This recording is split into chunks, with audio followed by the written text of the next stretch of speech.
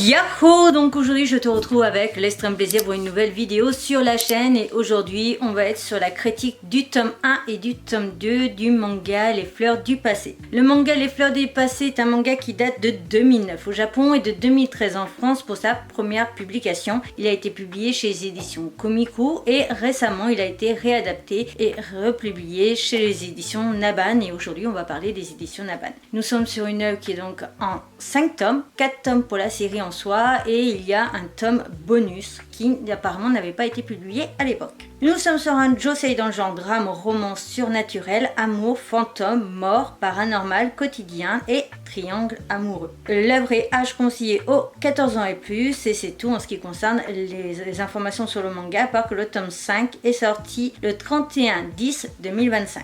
Voilà pour ce qui est des grandes lignes sur le manga. On attaque avec du coup mon avis sur la qualité du dessin où je te dirais personnellement que je n'aime pas trop cette qualité de dessin, je la trouve très simple, voire trop simple et c'est pas du tout dans mon délire honnêtement. Mais après je sais et je le redirai un million de fois que certaines œuvres même avec des dessins totalement éclatés peuvent énormément nous plaire au niveau de l'histoire, donc du coup je laisse toujours une chance même si le dessin ne me plaît pas. À part certains titres où vraiment je peux pas parce que c'est trop long. Mais dites-moi que j'hésite, par exemple chez Panini que j'adore la qualité des dessins me brûle les yeux. Et pourtant je l'ai relu 3 fois. Hein. Bref, Azuki est rapidement tombé sous le charme de Roka, la fleuriste de son quartier. Afin de se rapprocher d'elle, il postule à une annonce pour un emploi à temps partiel dans la boutique et il est embauché. Malheureusement, ses ambitions se voient rapidement troublées par la présence de l'esprit d'un homme aux côtés de Roka, qu'il semble être le seul à voir. Une histoire fantastique et unique, poétique et émouvante dans le genre deuil, romance et surnaturel. Donc en fait on suit les aventures de Azuki qui est un jeune homme quand même un peu plus jeune que Roka et qui tout simplement est tombé amoureux de la fleuriste du quartier et il se dit comment je peux faire pour l'aborder, comment je peux faire pour me rapprocher d'elle, etc. Roka un jour va mettre une annonce comme quoi elle cherche un vendeur et il va postuler et il va être embauché. Malheureusement en fait un jour alors qu'il doit fêter je crois le départ d'une de leurs collègues, il va être invité à rentrer chez Roka pour aller chercher eux-mêmes ensemble, je crois que c'est un gâteau ou cadeau, peu importe. Et il va voir un homme à moitié nu dans l'appartement et bizarrement Roka n'a pas l'air de réagir aux phrases que peut dire cette personne. Au départ il se sent vexé parce qu'il se dit mais pourquoi elle m'a fait venir alors qu'il y a son copain avec elle dans son appart et qu'il est à moitié nu. Et en fait il va donc s'énerver là-dessus et partir. Et il va très vite découvrir, je crois que c'est le lendemain, que cette personne qu'il a vue dans l'appartement de Roka n'est autre qu'un fantôme et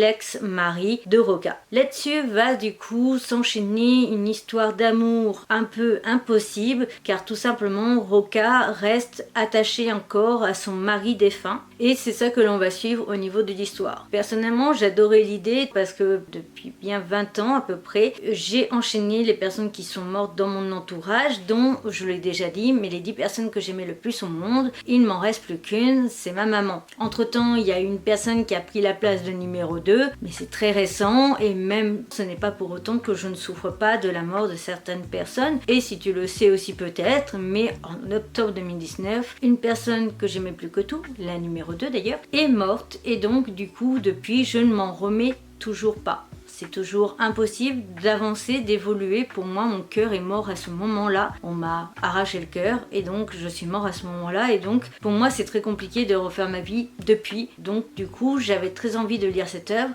pour pouvoir voir un vécu différent sur le même sujet, mais aussi avec un type de relation différente. Parce que elle, ça va être son mari, son copain avec qui elle a été pendant quand même pas mal de temps. Et moi, c'est tout simple. Alors, tout simplement, non. C'est ma chienne que j'ai considérée comme ma propre sœur et donc du coup c'était dire aussi au revoir à une sœur qui a grandi avec moi et avec qui j'ai grandi, surtout qu'elle a été présente avec moi quand j'ai arrêté l'école, le collège, etc.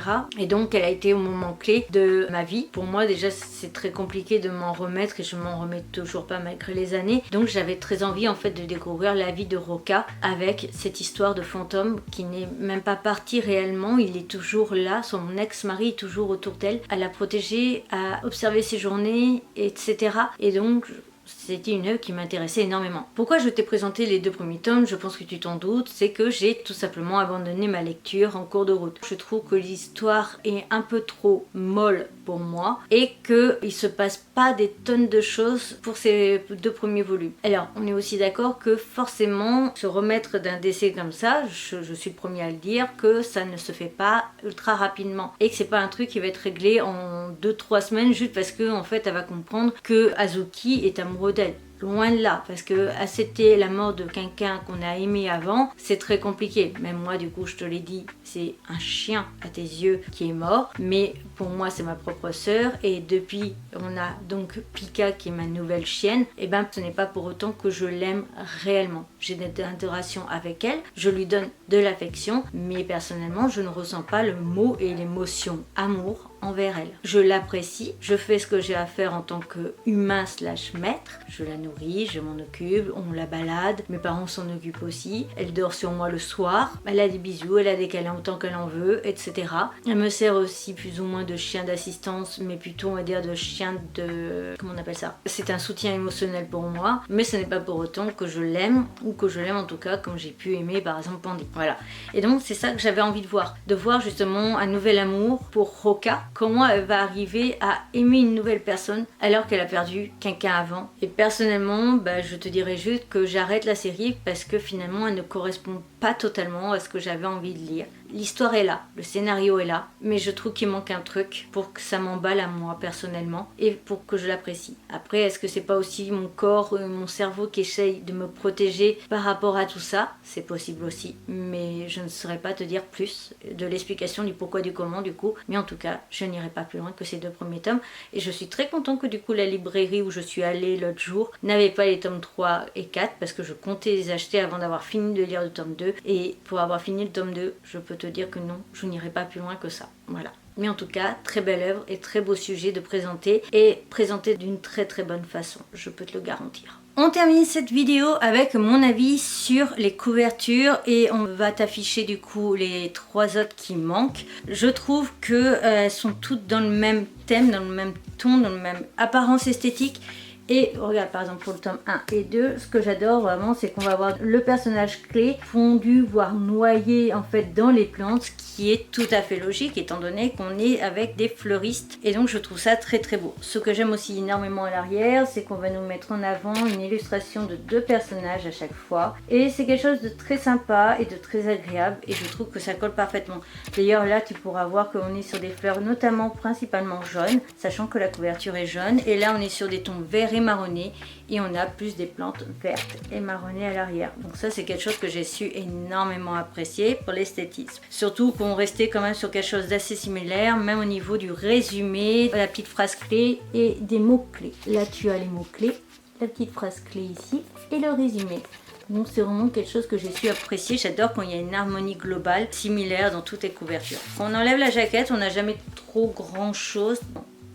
On a la même illustration du coup qu'à l'arrière mais en couleur. La page d'entrée qui est très vide et simple mais ça reste aussi dans le ton de l'histoire. Pareil, le sommaire, la page là et on attaque comme ça. On continue du coup avec le tome 2 avec le personnage donc celui qui est mort. Je cherchais le nom mais bon, bref. L'arrière du coup je l'ai déjà montré. On enlève, hop, on a une illustration de nos 2 personnages clés et à l'arrière on n'a rien. Quand on ouvre, on a donc l'image en couleur qui éclate un peu les yeux, j'avoue. Personnellement, je ne l'aime pas du tout. Elle m'arrache les yeux.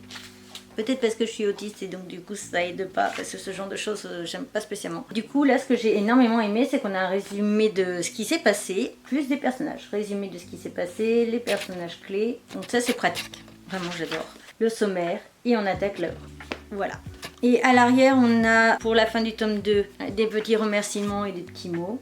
Avec les personnages clés. Et on a la pub pour d'autres mangas des éditions Akata, donc Here, que je ne présenterai pas parce que je n'ai pas du tout accroché à l'œuvre. Demande à Modiglani de Ikue Aizawa. J'ai fait l'extrait, je n'irai pas plus loin. Et on a Vie d'ensemble au-delà les mots. J'ai présenté le tome 1, je vais dire la série là, non elle est derrière. J'ai la série et je dois attendre, enfin j'attends un petit peu que ça avance pour pouvoir lire un peu plus. Ce que j'aime bien c'est qu'on a quelques pages blanches, mais en fait on a à chaque fois une petite illustration en bout, donc c'est mignon. Bon après c'est des pages blanches qui ne servent à rien, mais voilà.